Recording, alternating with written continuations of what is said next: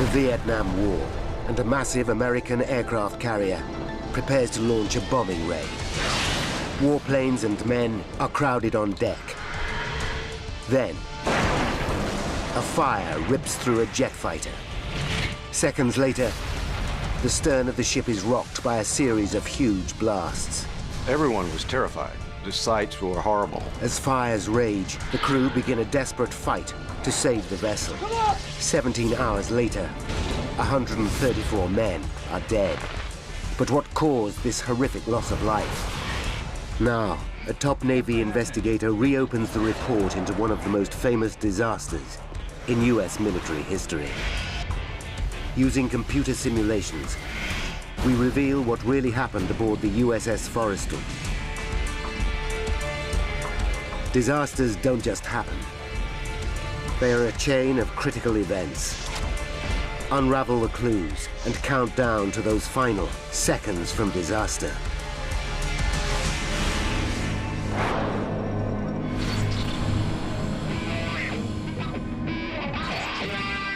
Southeast Asia.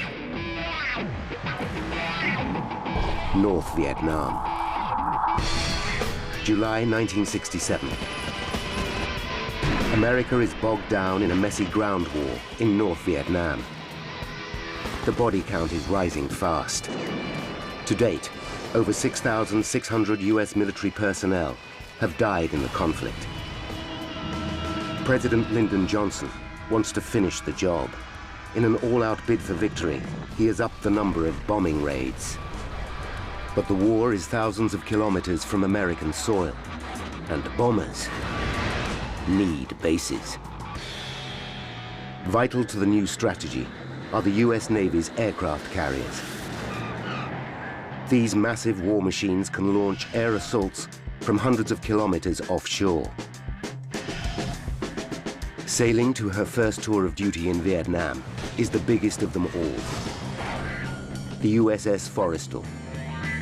She cost $189 million to build and has a crew of 5,400 men.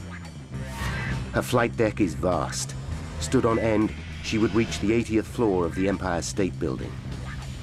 Forrestal represents 4 acres of American sovereign territory, able to travel anywhere in the world.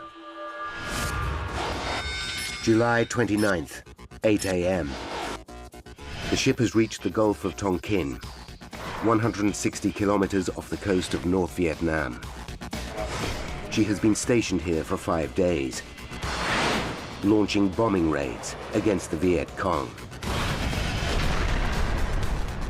These are dangerous waters. 3 years earlier, enemy fire hit a warship just a few miles from here. In the event of an attack, the ship has 8 5-inch guns with a range of 22 kilometers. In charge of these weapons is Petty Officer Milt Crutchley. Man ready. Zebra set. Milt is from Frederick, Maryland. Aye. He's just 20, but in command of 2 junior sailors. So far, he's had a quiet war. The whole 2.5 years I was on board Forrestal, we never once fired the guns in anger or in defense of the ship. But Milt's war is about to change dramatically.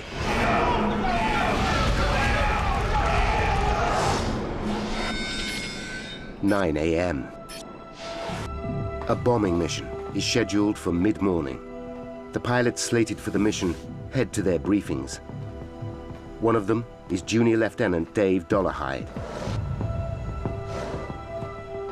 Back home in Florida, 25-year-old Dave is a single man with a hectic social life. But the discipline of the Navy made him shape up. I joined the Navy to become an aviator and grew up actually in the Navy, matured in the Navy. Flying alongside Dave on the mission will be his good buddy, Fred White. 32-year-old Fred is a family man.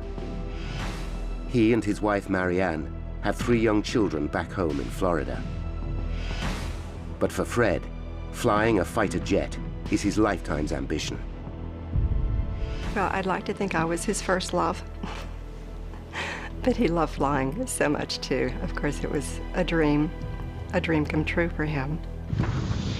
The squadron commander briefs Dave, Fred, and the other pilots on their mission. Morning's briefing. The target is a railway line on the outskirts of Hanoi, just south of the Chinese border. Deeper and further than Their mission is to destroy the line and cut off a critical supply route to the enemy. They'll each be carrying two 1,000. Their commander explains that today they'll be carrying different bombs. A day earlier, Forrestal received a delivery of 7 tons of missiles from the ship USS Diamond Head. The explosives are old and in poor condition, some of it dating back to World War II. When the Forrestal's weapons officer saw the bombs, he decided to get rid of them as soon as possible. Today's mission is Dave's 4th in 5 days, but he's relaxed about it. We didn't expect to have any trouble in our flying that day. It was routine. 10:30 a.m. Dave Dollarhide and Fred White cross the flight deck to their planes. The deck bristles with activity as flight crews prepare 27 fighter jets for the mission, loading them with fuel and missiles. The deck of a carrier is one of the most dangerous working environments in the world. One misplaced step can see a man sucked into an engine or blown overboard by a jet's exhaust. The ship is also a floating arsenal, packed with a deadly mixture of high explosives and fuel. In the event of a fire, one man is responsible. Fire Chief Gerald Farrier is in charge of Repair 8, an emergency response unit of specially trained firefighters. Colleagues regard the 31-year-old father of 4 from Arkansas as the best in the business. 10:32 a.m. As Dave completes his pre-flight checks, he takes a look at the missiles being loaded on board his fighter. One catches his eye. It's an older device, delivered yesterday. He's not impressed. The bomb was large, not designed for high-speed carriage. It had rust all over it from being in storage for a long time. But there's no time to worry. There's a tight schedule to keep. Dave and Fred climb into their cockpits and make final adjustments. The bombing mission is just minutes away. The planes are Skyhawk A4E bombers. They're fast, nimble jets, able to carry 2.7 tons of explosives. 6 Skyhawks crowd the port aft deck at the back of the carrier. Dave Dollarhide's aircraft is 2 planes away from Fred White's. Their job is to bomb the railway line, but for that, they'll need support. Over on the starboard side stand 7 McDonnell Douglas F-4 Phantom jets. Flying Phantom number 110 will be senior pilot Jim Bangert. His job is to protect the mission by destroying anti-aircraft guns on the ground. The Phantom is twice as fast as the Skyhawk and armed to the teeth. Among its weapons are 24 Zuni rockets, housed in pods on either side of the fuselage. With a top speed of 2,600 kilometers per hour and a range of 8 kilometers, each 2-meter Zuni packs a devastating punch. 10:46 a.m.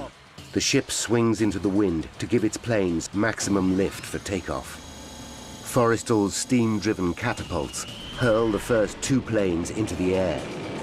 They accelerate from 0 to 240 kilometers per hour in 3 seconds. A cameraman records the action. The Navy uses the footage to aid training and improve safety.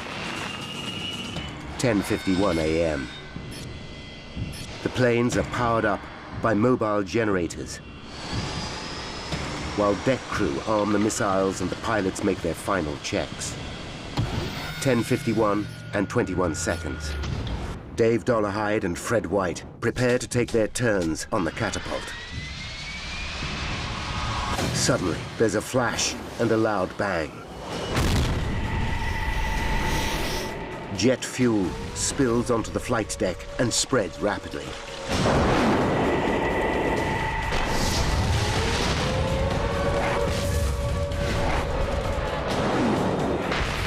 A massive fire rips through the Skyhawk planes. Flames engulf Fred and Dave. They've got seconds to get out of their cockpits, or they'll burn alive. The world's biggest aircraft carrier, USS Forrestal, is on fire. Flaming jet fuel rages across its flight deck. 10:52 a.m. Pilots Fred White and Dave Dollarhide struggle to get out of their burning jets. They have just seconds to escape. In the searing heat and smoke, Dave battles to unbuckle his shoulder harness and leg straps. I was terrified about what was going on, but I understood that my life depended on me getting out of that airplane. He finally breaks free and prepares to jump, only to realize he is still connected by his oxygen cord. He rips it off and braces himself for a jump of 3 meters onto the flaming flight deck. I just leaped out the left side of the airplane, twisted in the air, and fell on my side. Dave feels a bone smash in his lower back. He writhes on the deck in agony, unable to get to his feet. The flames spiral out of control as Fire Chief Gerald Farrier and his men race to the blazing Skyhawks. The footage shows Gerald reaching the fire first, armed only with a handheld extinguisher. He gives it a test blast to check it's working, then starts spraying it on the flames beneath the first Skyhawk.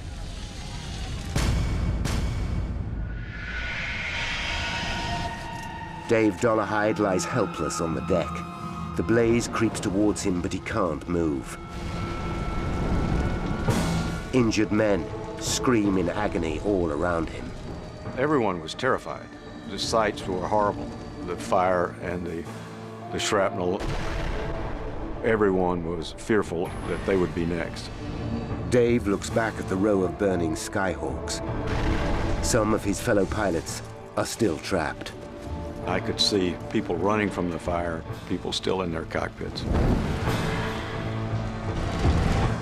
Defenseless against the fire that was around. 10:52 and 55 seconds. 94 seconds after the start of the fire, Gerald Farrier and his men are still battling the flames. A massive explosion rocks Forrestal. The shockwave is so intense, it causes a brief glitch on the ship's camera. The blast instantly kills Gerald and most of his firefighting team. Then, 9 seconds later, another huge explosion. This second blast is even more powerful and rattles the supercarrier to its core. The impact punches a 3-meter-wide hole in the armor-plated deck. Burning jet fuel pours through the breach into the heart of the ship. Below deck, men burn alive. In the mayhem, crew members battle to get the situation under control.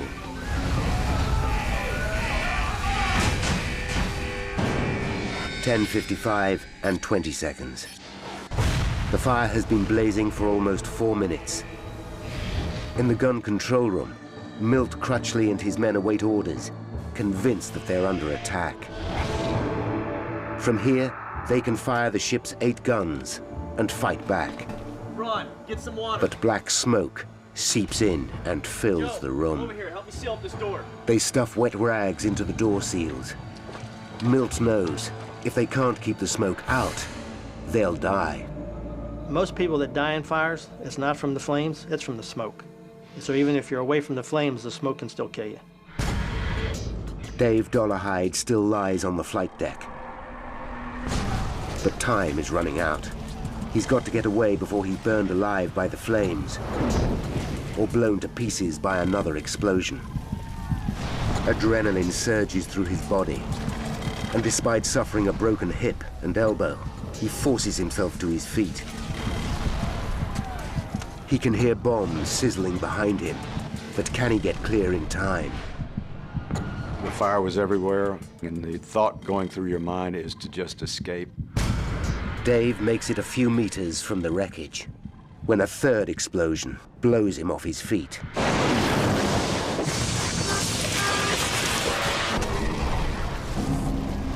Four more blasts tear the rear of the ship apart.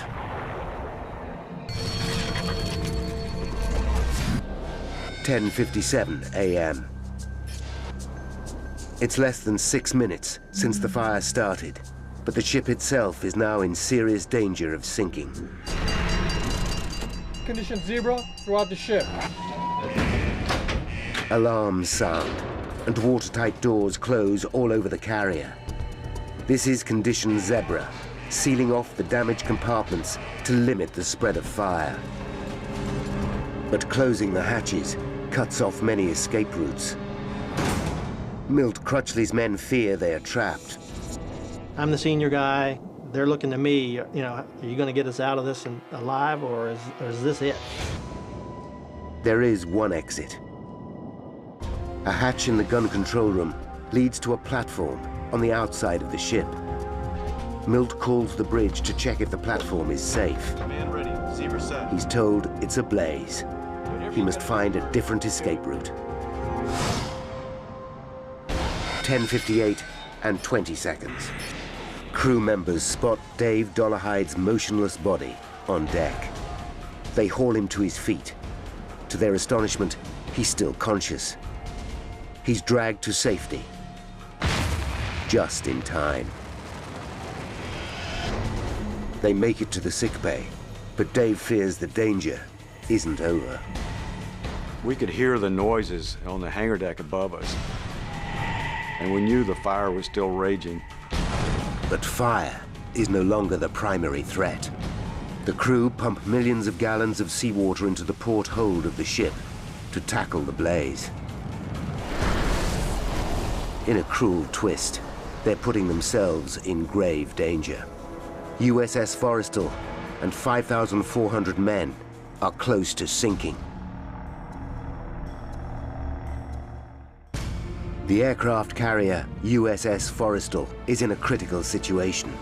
She lists badly, and sailors struggle to fight fire above and below decks. Leading Petty Officer Milt Crutchley is trapped in the gun control room with his two-man team, as thick black smoke fills the room. They lie on the floor, gasping for the last scraps of air. They say there are no atheists in foxholes. There's no atheists on burning ships either. I was saying a prayer to God, you know, to get me out of this. Milt faces a life or death dilemma. If they stay here, the smoke will kill them. If they exit via the hatch onto the gun platform, they risk being burned alive. I think all three of us came to the same conclusion that if we didn't get out of there, that's where we were going to be for eternity. In a desperate bid to find a way out, Milt leads his men down a smoke-filled corridor. Every door is a dead end. Milt and his men are choking. He's got just minutes to save them, and himself. Knee knocker, guys.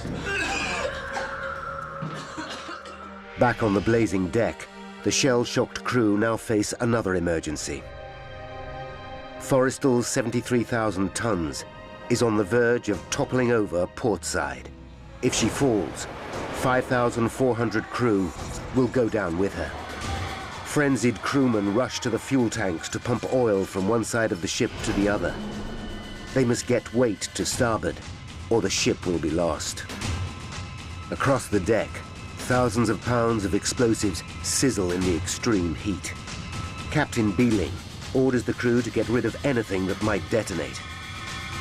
They jettison multi-million-dollar planes and tons of bombs into the ocean. Below deck, Milt still can't find a way out, and he and his men are suffocating. He has no alternative but to lead them back to the gun control room. He realizes he's got one escape route left, the hatch door out onto the blazing gun platform. He's been warned an inferno awaits them on the other side, but this hatch door is their last hope.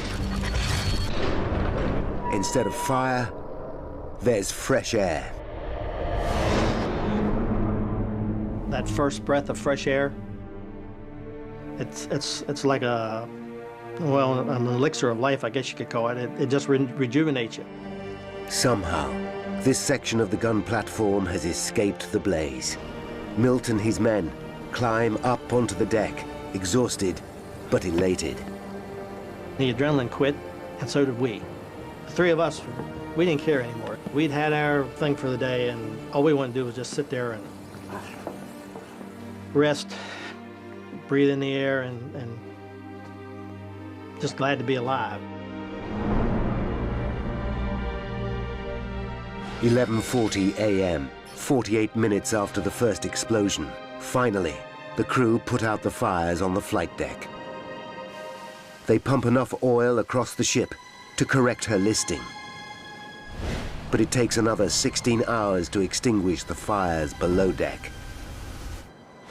By 4 a.m. the following day, Forrestal's commander, Captain Beeling, makes an announcement to his crew. I want to let you know that Forrestal is again making 25 knots. At the end of 17 hellish hours, 134 men are dead. Milt Crutchley's first orders after his escape are to help collect the bodies of his shipmates. I don't think you could even begin to imagine in your mind what the horror is actually like. The smell of burnt flesh is just, it's horrific. It's I can still smell it to this day. It's something that once you've experienced it in that type of situation, it just never goes away. 161 men are seriously injured, many with horrific burns. The worst are airlifted to a hospital ship. I saw some horrible things, and many of my friends died. I was the only one in my flight of 4 to live that day. I was very fortunate to live. Crew members recover the body of Dave's best friend, Fred White, from the Gulf of Tonkin. Probably the very most difficult thing that any mother could do is to tell her children that their father is gone. The carrier begins a week-long journey to an American base in the Philippines for emergency repairs. The ship's tour of duty in Vietnam is over after just 5 days, and the Navy needs to find out exactly what caused the disaster. What started the blaze? How did it get so out of control? What caused the multiple explosions? And why did so many men die? Now, by going deep into the investigation, we can reveal the facts behind one of the most infamous episodes in US naval history, and inspect restricted files that hold the key to the incident. The day after the near sinking of the ship, the US Navy orders an in-depth investigation. The findings lead to a complete overhaul in safety procedures. This man has a professional interest in Forrestal. Commander Bob Stanley is a leading US Navy investigator. He is well placed to judge the historical impact of this disaster. Forrestal fire was a watershed event, if you will, in the terms of the amount of damage done for an accident in naval aviation history. The US Navy's investigation of the Forrestal disaster is also considered a watershed. For investigators like Stanley, it's the benchmark for their profession. Stanley uses his credentials to gain access to the USS Forrestal's official investigation document. Under federal law, filming the contents of the report is forbidden. But Stanley has agreed to reopen the file so that we can learn how the original Navy investigators cracked the case. The man who carried out the Forrestal investigation was Rear Admiral Forsyth Massey. Massey is now dead. But back in 1967, the respected officer put his reputation on the line by vowing to get to the bottom of the Forrestal disaster. Stanley recognizes that Massey faced a tough challenge. Many witnesses are dead. Fire has destroyed much of the crucial evidence. More lies at the bottom of the ocean. Without the physical evidence, it's a huge obstacle for any investigation to determine what really happened. Massey must find out if the Forrestal fire was a freak accident, or if it could happen again. The US Navy commands 17 active aircraft carriers, equipped with hundreds of planes and thousands of crew. The report reveals that Massey's first step is to interview hundreds of eyewitnesses. Question 1 is what caused the fire in the first place. Frankly, Admiral, I had assumed that we had been attacked. Many believe they'd come under enemy fire. Well, sir, the second explosion was more violent than the first. They report seeing missiles strike the ship and bombs exploding on deck.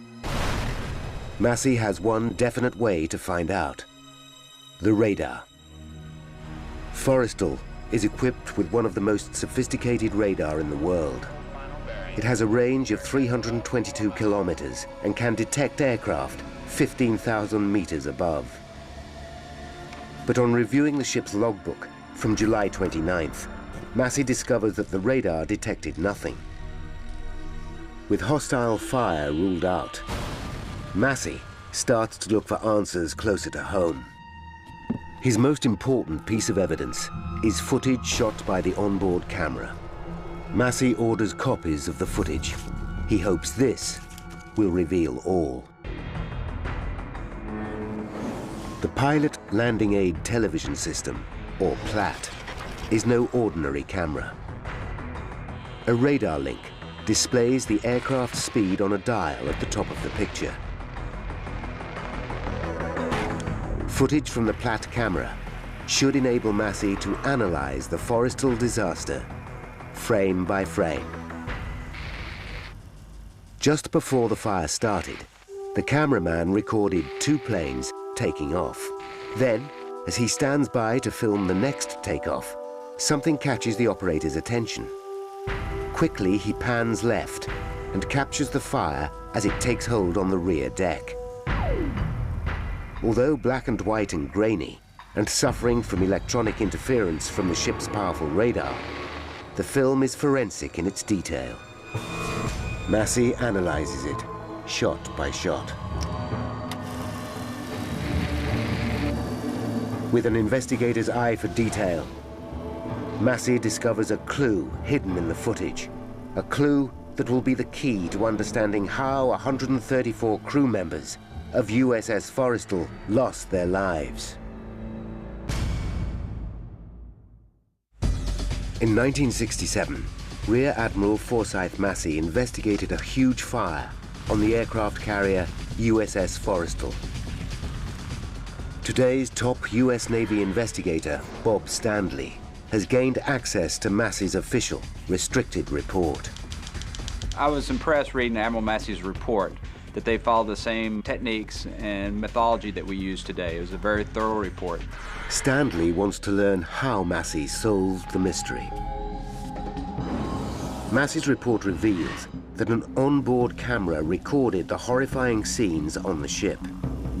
The footage is a huge bonus. But there's one big drawback. The cameraman faces the wrong way when the fire starts. By the time he pans left, the fire is already ablaze. Agonizingly, the first crucial 5 seconds of the event are missing. Massey knows those 5 seconds could reveal what caused the fire. It is now that his obsessive attention to detail pays off. When analyzing those first 5 seconds, before the camera swings round to film the fire, Massey spots a flash by the plane on the foredeck. He plays it back over and over. There. a clearly discernible flash beneath the plane about to take off. This fighter jet is on the runway, towards the front of the carrier. But the actions of the men in the foreground don't match up with what appears to be happening right in front of them. One of them turns and points, not towards the flash, but instead in the opposite direction, to the rear of the ship. Massey is confused. The men don't react to the flash directly in front of them. Why not? He goes back to his interviews with the deck crew. They confirm that they did see a flash, but they saw it near the Phantoms on the starboard rear of the ship, the opposite end of the deck to the flash Massey has spotted. This isn't making sense. Then something catches his eye. He suddenly realizes he's been looking in the wrong place. The answer isn't in the footage, it's in the Platt camera that filmed it. He discovers that the Platt camera is surrounded by clear plexiglass, here on the part of the ship known as the island. The plexiglass is in front of the camera lens to protect it from dirt and debris. Massey develops a new theory, that this flash is actually a reflection. He believes that because the camera was filming through curved plexiglass, it captured a reflection of a flash that took place somewhere else on the ship. If his theory is correct, this flash is a reflection of the start of the entire incident. Could this clue unlock the whole mystery? To find out, Massey arranges an optical test. He arms a team of men with flash guns. He gets behind the Platt camera and studies the reflections of the flashes in the plexiglass.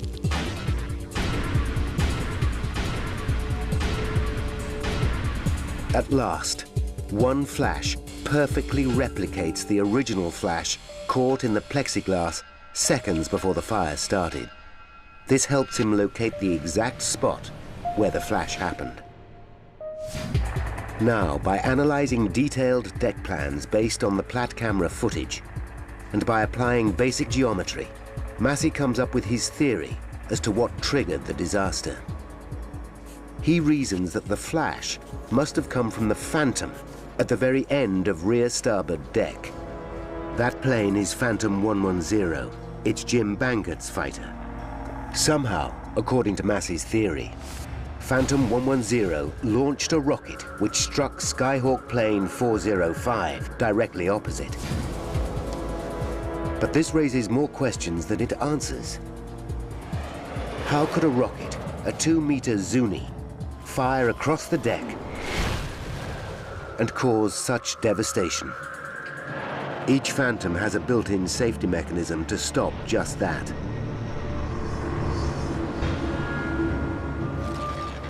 Highly trained air crews follow detailed safety procedures. So what went wrong?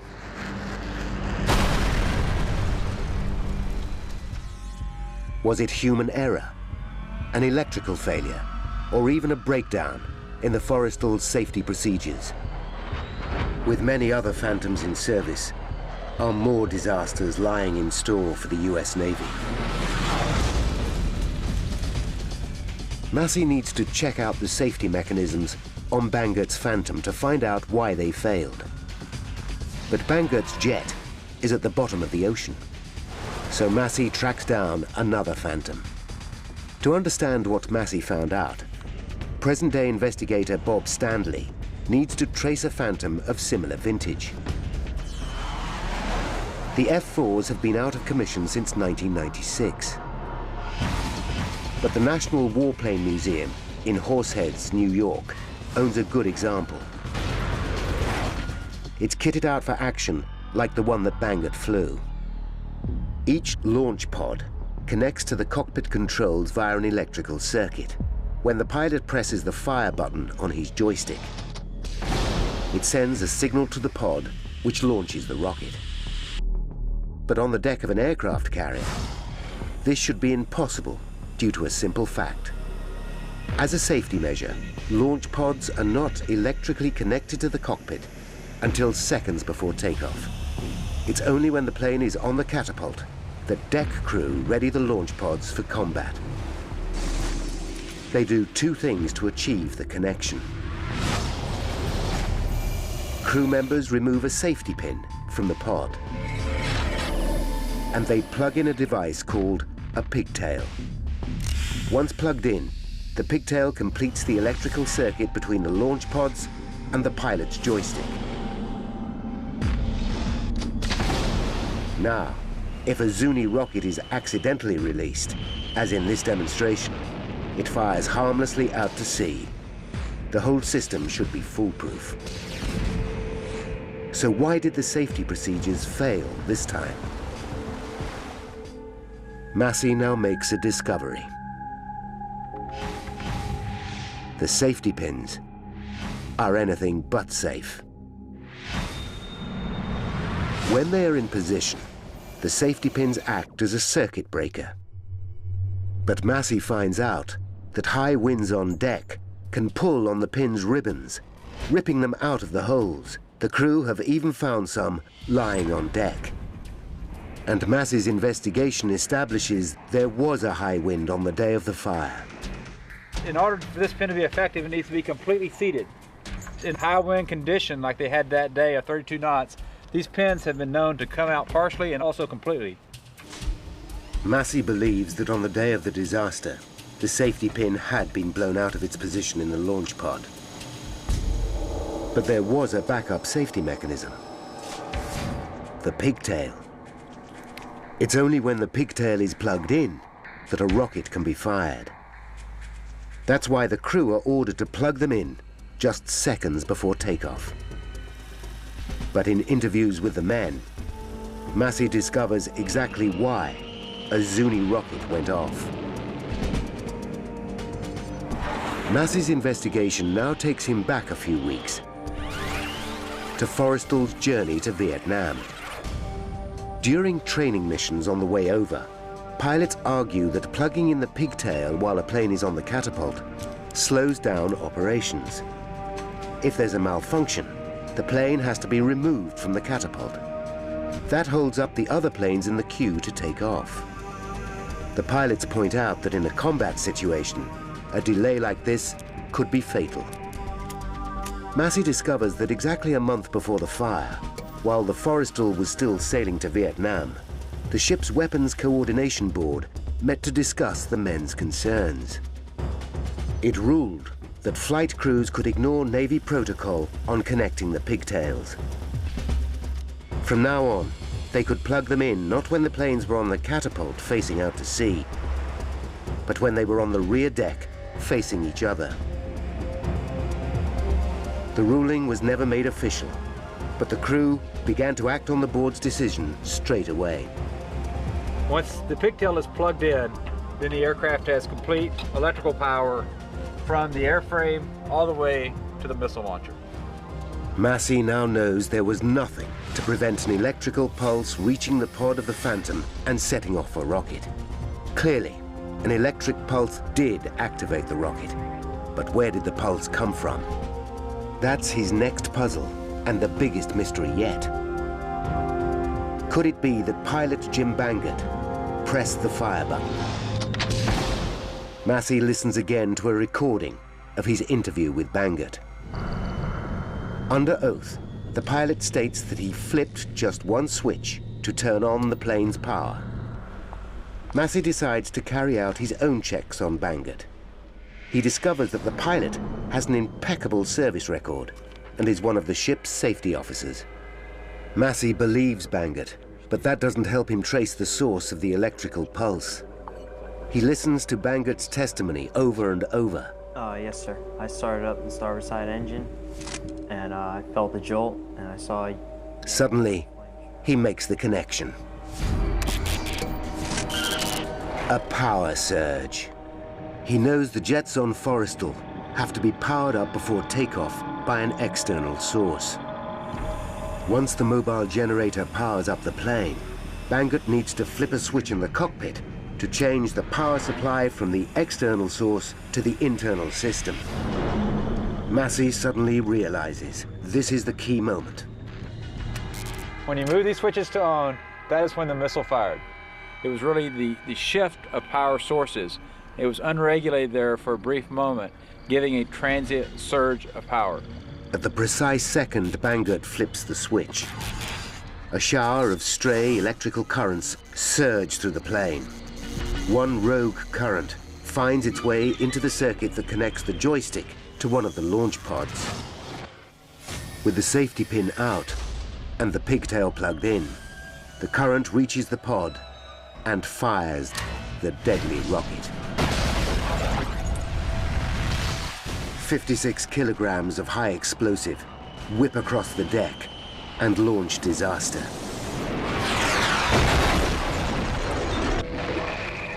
It's an incredible discovery. Rear Admiral Massey now knows what caused the fire. But what he urgently needs to find out is why the fire raged out of control so quickly. Fires are a regular hazard on the deck of every aircraft carrier. On average, there's one every 5 days on Forrestal. Highly trained and well-equipped firefighting teams are on board to extinguish these blazes quickly. So why did they fail so spectacularly in putting this one out? Massey looks at the Platt footage to investigate how the crew tackled the original blaze. When the fire first breaks out, Chief Fire Officer Gerald Farrier rushes towards the Skyhawks holding only a handheld extinguisher. Other members of his 8-man team grab the hoses. But just 94 seconds after the start of the fire, when there's a huge explosion, everything changes. Gerald Farrier dies in the furnace of flames. 5 more firefighters are killed instantly, and the blast badly injures the other 3 in the team. In a matter of seconds, all the trained firefighters are out of action. Untrained men now fight the inferno. As the original footage reveals, they use both water and foam. But a seasoned accident investigator like Massey recognizes that this is a disastrous error. The crew should only use foam. The combination of foam and water simply doesn't work when tackling a fuel fire. The foam covers the blaze, acting as a protective blanket, but the water washes away the foam, allowing the fire to flourish. Worse still, water carries the flaming jet fuel on its surface. Unwittingly, the crew actually spread the fire. It was an uncontainable fire at that moment for the crews. They were overwhelmed and they did not have the training to contain the fire on the Forrestal. So Massey knows why the fire spread so rapidly. But this still doesn't explain the single biggest mystery about Forrestal. What caused the series of deadly blasts that killed so many crew?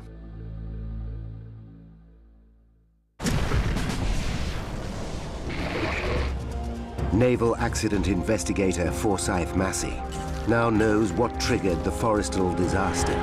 A rogue Zuni rocket slammed into a Skyhawk jet. But Massey still needs to figure out the answer to the biggest mystery of all.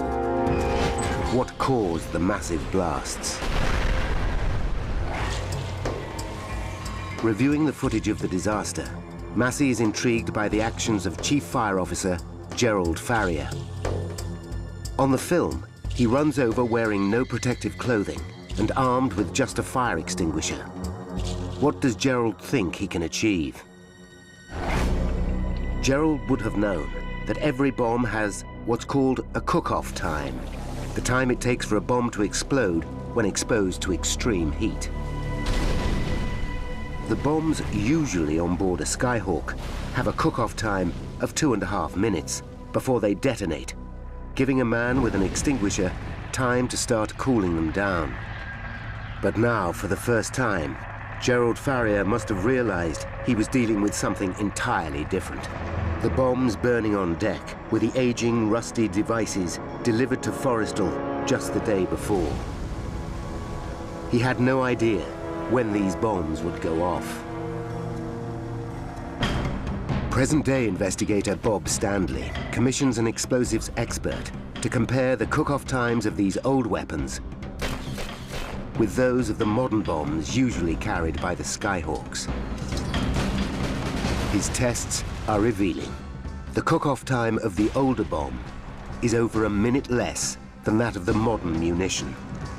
By the time Gerald Farrier gets to the bombs, one is already split open and burning white hot. He screams at his men to run for their lives. He must have realized that they would blow up in seconds.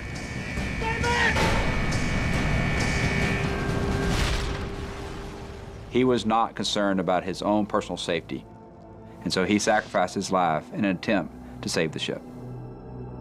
In all, 7 of the older bombs on board Forrestal detonate.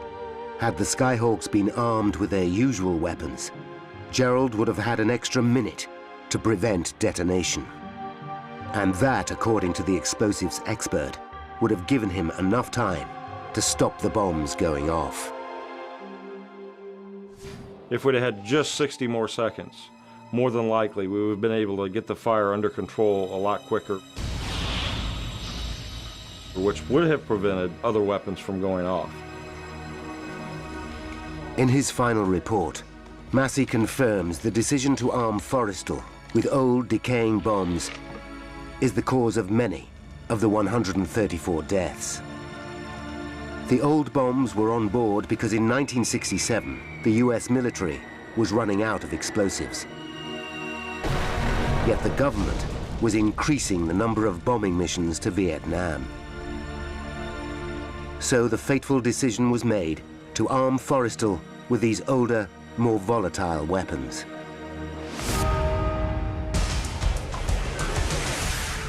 Now, by rewinding the events of that day, and by following the evidence uncovered during the extensive investigation, we can finally reveal the chain of events that destroyed USS Forrestal and killed 134 men. 10:45 a.m. A mobile generator powers up Phantom 110 on USS Forrestal, and an armorer plugs in the pigtail. 10:51 and 21 seconds. Pilot Jim Bangert flips the power switch. A stray electric current surges through the fighter jet. The safety pin is not in position. There's nothing to stop the current as it travels all the way to the launch pod. It activates a Zuni rocket. The rocket crosses the rear deck of the ship, chest high, at speed. It slams into the fuel tank of another plane, a Skyhawk 405, releasing 400 gallons of jet fuel that ignite. The impact of the rocket knocks 2 old rusty bombs from the jet's launch pods. Each contains 453 kilograms of explosives. The first will detonate in 94 seconds. 64 seconds to bomb cook-off. Dave Dollarhide finally breaks free and leaps 3 meters. He lands hard, breaking his hip and his elbow. 60 seconds to cook off. Gerald Farrier desperately tries to cool the bombs. 30 seconds to cook off. Fred White is still trapped in his cockpit. 10 seconds to cook off. Gerald Farrier must have realized his efforts are doomed. The first bomb reaches cook-off point. It explodes and kills 27 men instantly. In the next 4 minutes, 6 more bombs detonate, releasing 40,000 gallons of jet fuel, which catch fire. The burning fuel pours through fractures in the deck into berthing areas below, killing 91 men. Of the 134 dead, 18 bodies are never recovered. As a direct result of the Forrestal catastrophe, the US Navy take decisive action to ensure a disaster like this can never happen again. Safety procedures are completely overhauled on all carriers. Old bombs are replaced with newer, insulated devices, and fire training made mandatory for crewmen. A new fire training center is set up in Virginia, USA. It's named after the man who gave his life trying to save USS Forrestal, Gerald Farrier.